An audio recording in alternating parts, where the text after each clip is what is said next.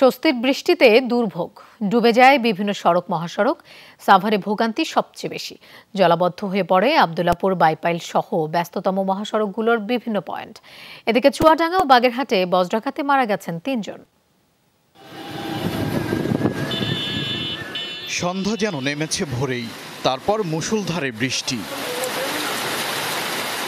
ভিজল প্রাণ প্রকৃতি, তপ্ত যশোরে নামল শীতলতা, ডুবল পথঘাট, স্বস্তি জনমনে। 1 মাস ধরে বৃষ্টি নেই এখানে, তাপমাত্রা অনেক উচ্চ ছিল, যার কারণে এখন বৃষ্টি হওয়াতে আমাদের এখানে অনেক স্বস্তি ফিরেছে। আবহাওয়া ভালো হয়েছে, ধানের একটু ক্ষতি হয়েছে, তাতেও সমস্যা নেই।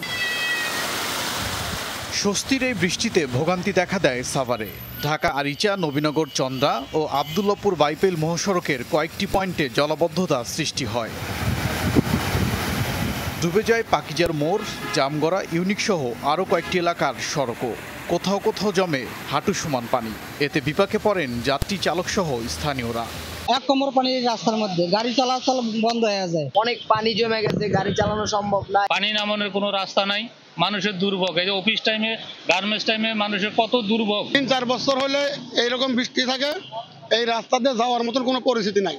ভরাট হয়ে যাচ্ছে খাল বিল, বেহাল ড্রেনেজ ব্যবস্থা, নামতে পারছে না পানি। জলাবদ্ধতা নিরসনে কাজ শুরু হয়েছে বলে জানালেন ঢাকা 19 আসনের সংসদ সদস্য। ঢাকা 19 সংসদীয় আসনে যে কয়টি খাল আছে, প্রত্যেকটি খালই পুনরুদ্ধার করে পানি যাতে খুব সহজেই চলাচল করতে পারে, খালি নদীতে গিয়ে পড়তে পারে, সেই ব্যবস্থা করবে। জলাবদ্ধতা দেখা দেয় পটুয়াখালীর বাউফল, গাজীপুর সহ বিভিন্ন স্থানেও। সড়কে জমে পানি। বৃষ্টির সাথে বজ্রপাত হয়েছে বাগেরহাট, চুয়াডাঙ্গা সহ কয়েক জায়গায়। আহতের পাশাপাশি প্রাণও হারিয়েছেন কয়েকজন। ওবায়দুর রহমান, যমুনা নিউজ।